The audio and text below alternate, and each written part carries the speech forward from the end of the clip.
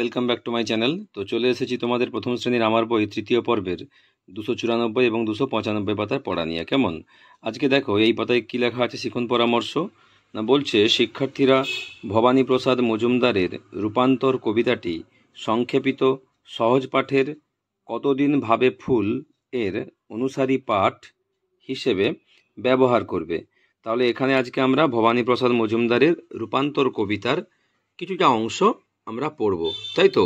কিভাবে ফুল থেকে ফুলকপি হয়েছে, কিভাবে উট থেকে উট পাখি হয়েছে, আর কিভাবে মাছ থেকে মাছরাঙা পাখি হয়েছে, সেই কবিতায় আমরা আজকে এখানে পড়ব। কেমন? তাই চলো তোমরা সুন্দর করে করে আমার সঙ্গে বলো। ফুল ছিল সে, ব্যস্ত ছিল, করলো বেয়াদপি, নিজের দোষে ফুলই শেষে হলো তো ফুলকপি। তাহলে দেখো, ফুল ছিল, বলছে ব্যস্ত ছিল, মানে ভালোই তো ছিল। করলো বেয়াদপি, বেয়াদপি যা করেছে মানে অতি চালাকি করেছে, তাই নিজের দোষে কি হয়েছে দেখো, ফুলকপি। শীতকালে যে ফুলকপি আমরা খাই, তাই না?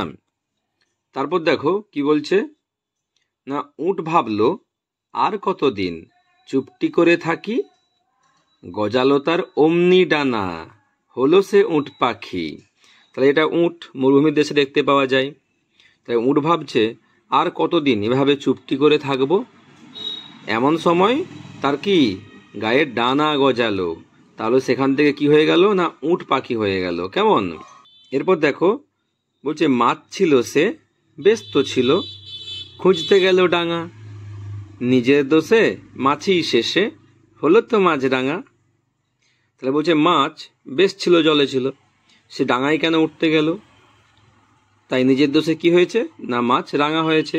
কারণ মাছ জলে থাকে, আর মাছ রাঙা তো জলে থাকে না, ডাঙায় থাকে, গাছের ডালে বসে থাকে, ছোঁ মেরে মাছ জল থেকে তুলে নিয়ে আসে। কেমন? তাই এইভাবে সুন্দর করে কবিতাটি তোমরা পড়ার চেষ্টা করবে। আবার এটাকে গানের সুরেও তোমরা পড়তে পারো। ফুল ছিল সে, ব্যস্ত ছিল, করলো বেয়াদপি, নিজের দোষে ফুলই শেষে হলো তো ফুলকপি।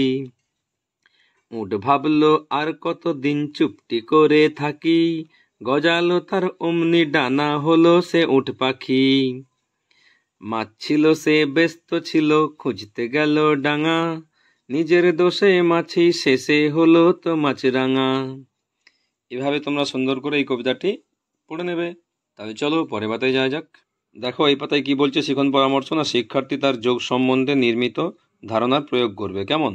তাহলে চলো এই পাতায় আজকে আমরা যোগের ধারণা শিখব। এর আগেও আমরা শিখেছি। দেখো একের দাগে আছে, হিরুর কাছে 4টে জাম আছে, তার দাদা আরও 2টো জাম দিল, ওর কাছে মোট কটা জাম হলো? দেখো করে দেওয়া আছে, আগে 4টে দিয়েছে, তাহলে 4 যুক্ত তারপরে দিয়েছে 2টো দাদা, তাহলে 4 2 যোগ করে 6 হয়েছে। তাই লিখতে হবে হিরুর কাছে মোট 6টা জাম হলো।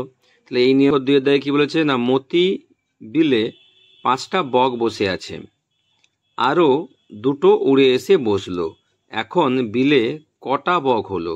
তাহলে প্রথমে ছিল 5টা, এখানে 5 বসিয়ে দেবে, যুক্ত পরে আরও 2টো বক 2, তাহলে 5 যুক্ত 2 সমান 7। কেমন? তাহলে বিলে এখন 7টা বক ছিল। ঠিক আছে। এরপর দেখো 3 কি বলছে না, ঘাসের উপর 8টা ফড়িং বসে আছে, সেখানে আরও 5টা ফড়িং এসে বসলো, মোট কটা ফড়িং হলো?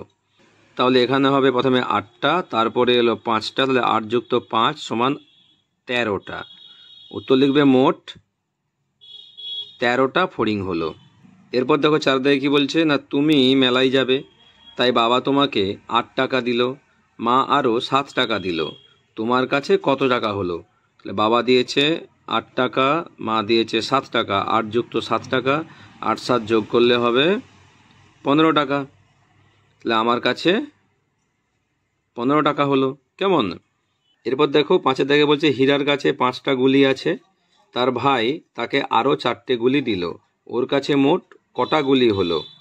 তাহলে লিখবে আগে 5টা গুলি, তারপর দিয়েছে 4টা গুলি, 5 যুক্ত 4 সমান 9টা গুলি, হীরার কাছে মোট 9টা গুলি হলো। কেমন?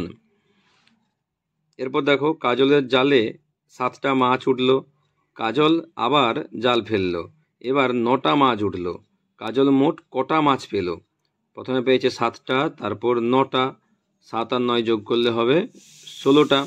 তাহলে এখানে লিখে দেবে কাজল এখন 16টা মাছ পেল। কেমন? এরপর দেখো 7 দাগে আসিফকে তার চাচা 4টে লিচু দিল, ফুফু আরও 6টা লিচু দিল। আসিফের মোট কটা লিচু হলো? প্রথমে দিয়েছে 4টে, তারপর 6টা, যোগ করলে হবে 10টা, মোট 10টা লিচু হলো। কেমন?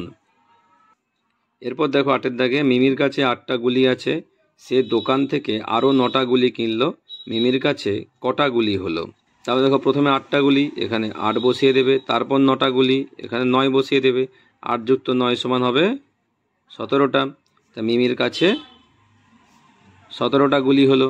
কেমন? তাহলে এভাবে তোমরা সুন্দর করে এই পাতাটি করে নেবে। আর অবশ্যই আমার চ্যানেলটি লাইক করবে, সাবস্ক্রাইব করে পাশে থাকবে। নেক্সট ভিডিও দেখা হবে, টাটা।